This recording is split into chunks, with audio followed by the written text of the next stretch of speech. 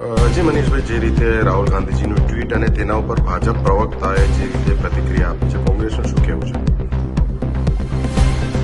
કોંગ્રેસ પક્ષના નેતા, લોકસભામાં પ્રતિપક્ષના નેતા અને જનનાયક રાહુલજીએ જે વાત કરી છે, દેશની લોકતાંત્રિક પ્રક્રિયા, બંધારણીય સંસ્થાઓ એને બધાને બચાવવા માટે આગામી દિવસોની અંદર જનરેશન ઝેડ એટલે કે 1996 થી 2010 વચ્ચે જે જન્મેલા લોકો છે એને યંગ છે, ડાયનેમિક છે, દેશ માટે કંઈક કરવું છે, પણ એને એક પાઠ તરીકે એમને વાત કરી છે.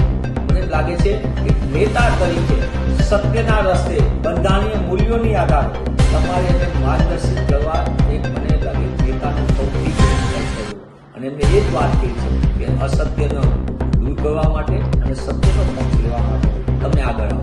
આ દેશની અંદર સંવિધાનને બચાવવા માટે તમે આગળ આવો.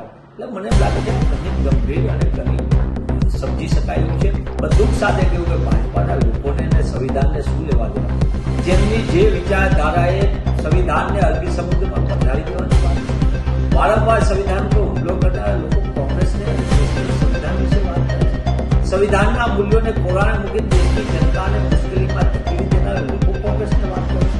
મને જ લાગે છે કે અત્યારનો સમય જનરેશન ઝેડ માટે એટલા માટે આ જરૂરી છે કારણ કે સતત વોટ્સઅપ યુનિવર્સિટીમાં જૂઠ પીરસનારા લોકોની પોલ ખુલી રહી છે.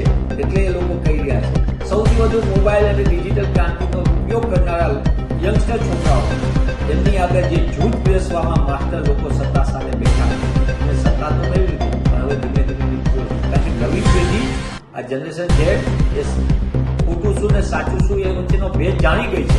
એટલા કારણે તમે જો સતત એ જવાબ આપતી રહે છે.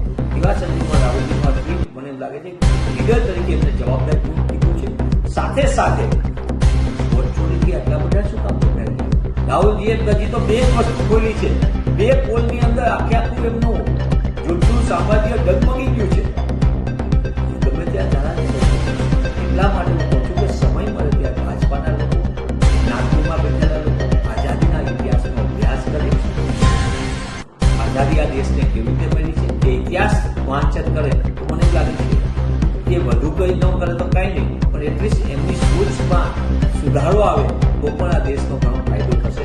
ભગવાન એમને સદબુદ્ધિ આપે અને આ દેશને ઓછામાં ઓછું નુકસાન થાય એ તરફ એમના તરફથી કામ થાય તો આવકારદાયક બનશે. કારણ કે આ એ ભાજપા છે સત્તા સામે બેઠીને બંધારણીય સંસ્થાઓ પર સતત આ એ લોકો છે કે લોકતાંત્રિક પ્રક્રિયાઓ પર સતત ઉપયોગ કરે અને આ દેશને સૌથી વધુ નુકસાન થાય તેવી નીતિગત નિર્ણયો કરનારા ભાજપાના લોકો અને આરએસએસ વિચારધારાના લોકો આ દેશને હવે વધુ નુકસાન ન કરે એ દિશા માટે પણ રાહુલજીએ જનરેશન જેમને કીધું છે આવો તમે સાથે મળી અને દેશ હિત માટે તમે આ સત્ય અહિંસાનો જે છે આખી વાત એને આગળ વધારો.